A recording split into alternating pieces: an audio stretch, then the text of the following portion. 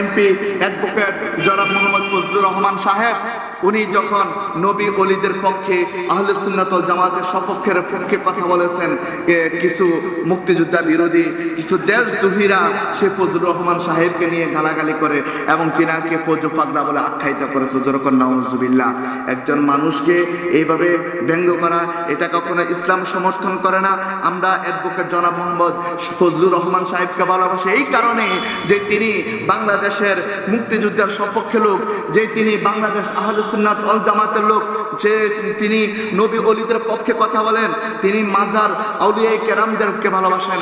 এই জন্য আমরা সুন্নিরা তাকে ভালোবাসি। যেরকম ঠিক না প্রিয় মুসলিম কেরাম, আমার দয়াল নবীকে আমরা ভালোবাসি।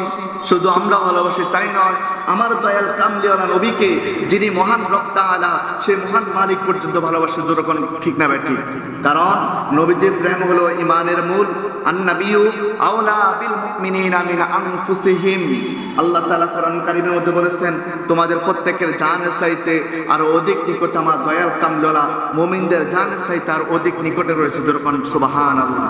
কারণ আমার নবীকে যে ভালোবাসবে আমরাও তাকে ভালোবাসি। সে হতে পারে মুসি, সে হতে পারে মেথর, সে হতে পারে রিক্সা ড্রাইভার, সে হতে পারে অটো ড্রাইভার, সে যেই কোনো কাজ করুক না কেন, সে হতে পারে এমপি, সে হতে পারে মন্ত্রী, সে হতে পারে ব্যারিস্টার, সে হতে পারে মুসি, সে হতে পারে শিক্ষক, সে হতে পারে এমপি, যেই কেউ হোক না কেন, তার অন্তরে যদি আমার দয়াল কামলিওয়ালা নবীর ভালোবাসা থাকে আমরাও তাকে ভালোবাসি। যেরকম ঠিক না ঠিক?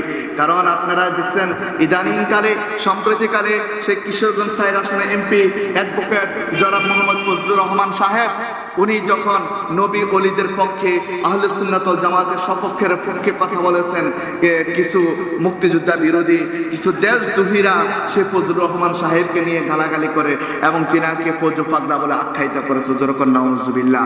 একজন মানুষকে এইভাবে ব্যঙ্গ করা এটা কখনো ইসলাম সমর্থন করে না। আমরা অ্যাডভোকেট জনাব মোহাম্মদ ফজলুর রহমান সাহেবকে ভালোবাসি এই কারণে যে তিনি বাংলাদেশের মুক্তিযুদ্ধের সপক্ষে লোক, যে তিনি বাংলাদেশ আহলে সুন্নাত ওয়াল জামাতের লোক, যে তিনি নবী ওলিদের পক্ষে কথা বলেন, তিনি মাজার আউলিয়া কেরামদেরকে ভালোবাসেন। এই জন্য আমরা সুন্নিরা তাকে ভালোবাসি। যেরকম ঠিক না ঠিক?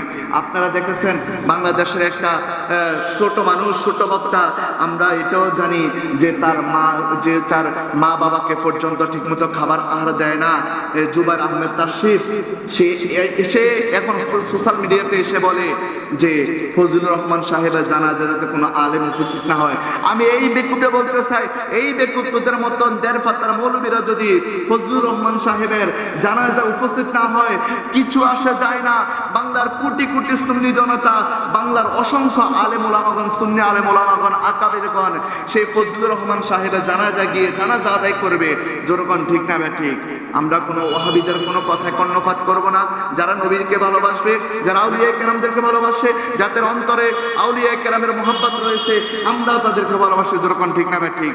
আল্লাহ পাক আমাদের সবাইকে কবুল করুন।